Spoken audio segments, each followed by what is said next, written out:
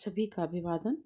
स्नातक द्वितीय वर्ष के अंतर्गत हम छंदों का अध्ययन कर रहे हैं और मंदाक्रांता छंद के बाद आज हम बात करेंगे शिखरिणी छंद की।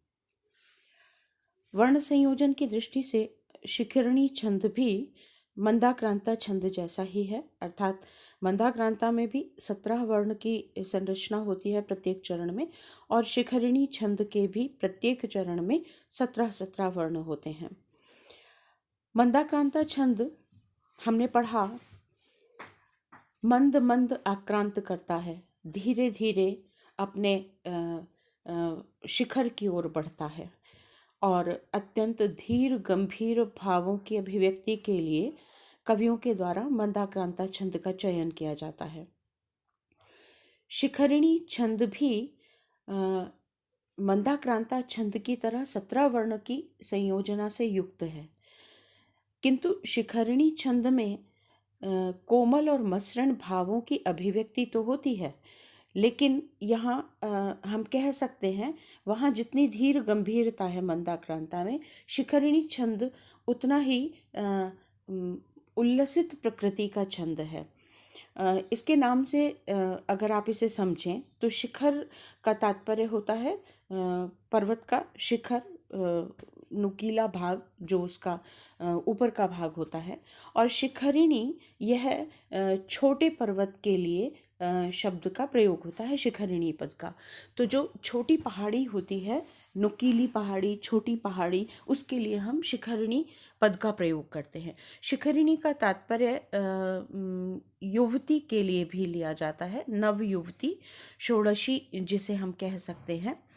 तो जैसे किसी छोटे पर्वत से निकलती हुई धारा उछलती हुई मस्ती से चलती हुई प्रतीत होती है, दिखाई देती है, या हम कहें शिखरिणी में छोटे छोटे पर्वतों की कोई श्रृंखला हो, कहीं ऊंचा किनारा है थोड़ा, कहीं उससे थोड़ा नीचा किनारा है। तो जिस तरह का भाव शिखरिणी में पर्वत की दृष्टि से है, या पर्वत से निकलती हुई नदी की दृष्टि से जो उल्लास है, या हम कहें नवयुवती या षोडशी के मनोभावों का जो भाव है, वो इस छंद में आपको मिलेगा। तो शिखरिणी छंद का प्रयोग प्रायः जो सौंदर्य या मांसल वर्णनों के लिए जो उपयुक्त है, उनके लिए या ऐसे भावों के अभिव्यक्ति के लिए शिखरिणी छंद का प्रयोग लेखकों के, कवियों के द्वारा संस्कृत साहित्य में किया गया। देखिए, इसका लक्षण हम पढ़ते हैं अब। रसई रुद्रैश छिन्ना यमन सभ लागह शिखरिणी।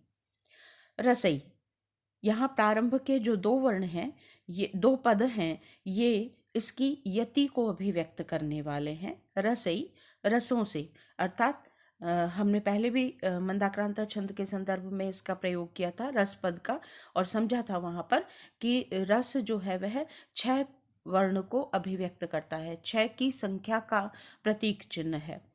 पाकशाला के 6 रस। तो जब रस हम कहते हैं छंद में, तो उसका तात्पर्य हुआ पाकशाला के रस, अर्थात 6।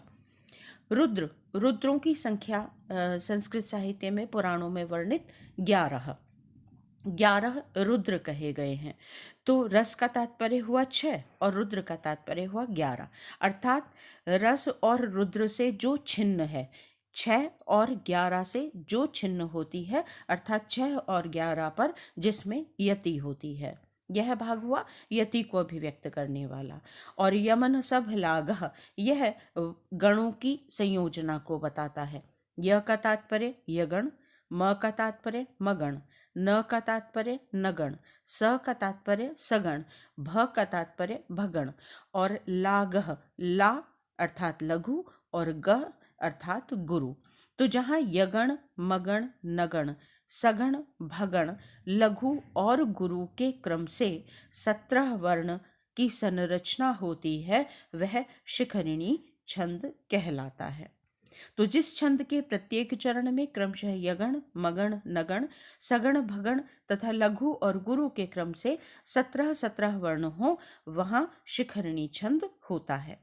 यह समवृत्त है और 6 और 11 से छिन्न होता है, अर्थात 6 और 11 पर यति होती है। पद मध्य में 6 के पश्चात और पदांत 11 के पश्चात यति का प्रयोग होता है। अब हम लक्षण को लक्षण पर घटित करते हैं। देखिए, रसही, र ह्रस्व वर्ण है, लघु होगा। सही, यहाँ पर दीर्घ वर्ण भी है और विसर्ग भी है, तो यह गुरु होगा। और रुद्रई, रु यद्यपि ह्रस्व है, लेकिन द्रई जो है वह संयुक्त वर्ण है, तो इसके कारण द्र जो संयुक्त वर्ण है उसके कारण रूह जो है वह दीर्घ होगा। रुद्रई, द्रई जो है यहाँ पर दीर्घ वर्ण है, इसलिए गुरु होगा। और आगे श और च ये दोनों संयुक्त वर्ण भी हैं, व्यंजन वर्ण भी हैं, इसके कारण भी द्रई जो है वह दीर्घ होगा। छिन्ना, छी यद्यपि ह्रस्व है, लेकिन आगे व्यंजन वर्ण है नकार, इसके कारण यह गुरु होगा। और ना दीर्घ वर्ण है, गुरु होगा। य ह्रस्व है, लघु। म ह्रस्व है, लघु। न ह्रस्व है, लघु। स ह्रस्व है, लघु। भ ह्रस्व है, लघु। ला दीर्घ है, गुरु। गह यहाँ विसर्ग है, इसलिए गुरु।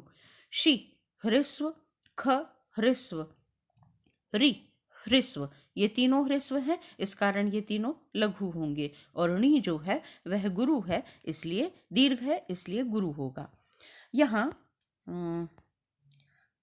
ये जो मगण लिखा हुआ है यह गलत लिखा हुआ है, इसके लिए क्षमा, और इसे आप सुधार लीजिए, क्योंकि मगण का चिन्ह होता है गुरु गुरु गुरु, लेकिन यहाँ पर हम लघु गुरु गुरु, तो यह यगण का वाचक है, तो यहाँ पर यगण लिखा होना चाहिए, यह गलती से लिखा हुआ मगण है, इसे सुधार लीजिए आप। तो यह हुआ यगण, और उसके बाद पश्चात गुरु गुरु गुरु, यह हो गया मगण। और उसके पश्चात नगण, लघु लघु लघु, यह 3 वर्णों का जो जोड़ा है यह नगण हुआ। और उसके पश्चात सगण, लघु लघु गुरु, यह हुआ सगण। और उसके बाद गुरु लघु लघु, यह हुआ भगण। और एक लघु और एक गुरु, तो यमन सब लागह शिखरिणी, यह लक्षण घटित हुआ लक्षण पर। अब देखिए, हम इसके उदाहरण की ओर चलते हैं। उदाहरण है, मैंने कहा, आपको बताया कि जो मानसल वर्णन है या सौंदर्य का जो वर्णन किया गया है कवियों के द्वारा, उसके लिए शिखरिणी छंद का उन्होंने प्रयोग किया। तो अभिज्ञान शाकुंतलम में शकुंतला के सौंदर्य का वर्णन देखिए, कितना सुंदर वर्णन यहाँ शिखरिणी छंद में महाकवि कालिदास के द्वारा किया गया। आपने पढ़ा है, अध्ययन कर चुके हैं आप इस पद्य का। अनाघ्रातम पुष्पम किस्लयम अलूनम कररुहैर अनाविद्धम रत्नम मधु नवमनास्वादित रसम अखंडम पुण्यानाम फलमिव च तद्रूपमनघम न जाने भोक्तारम कमिहि समुपस्थास्यति विधि।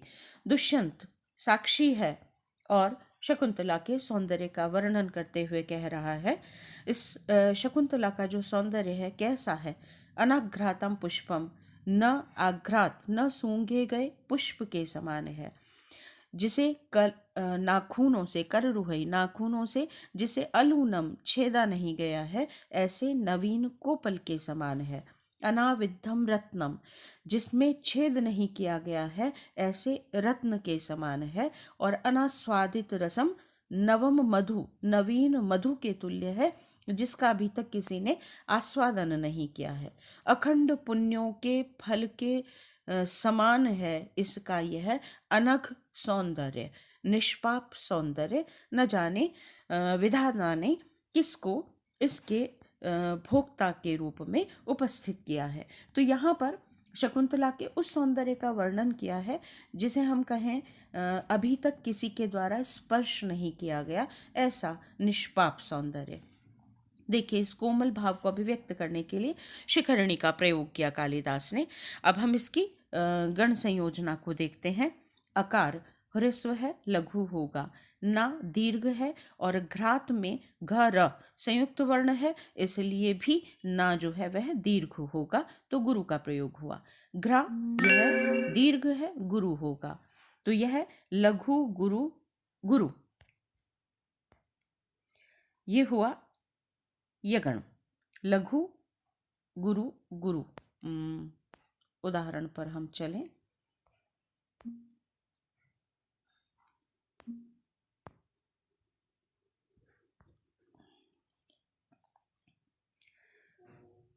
लघु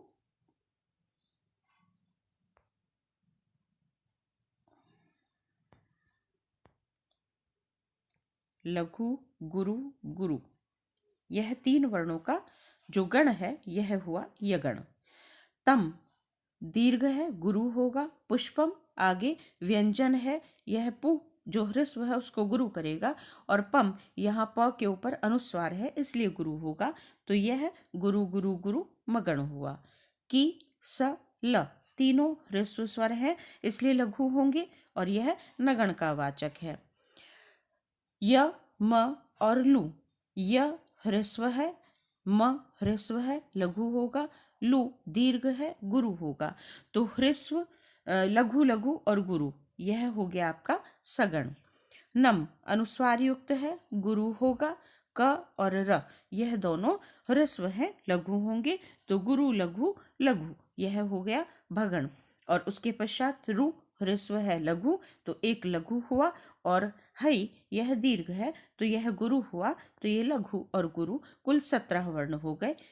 1 2 3 4 और 5, 5 तो यहाँ गण है। 5 गुणा 3 15 हुए और लघु और गुरु 2 इनको मिलाकर 17 वर्ण हो जाते हैं। अगली पंक्ति में देखिए, र ह्रस्व है, लघु होगा। ना दीर्घ है, गुरु होगा। वी यद्यपि ह्रस्व है लेकिन आगे द व्यंजन है इसलिए यह से गुरु करेगा। तो यहाँ पर लघु गुरु गुरु यह यगण हुआ।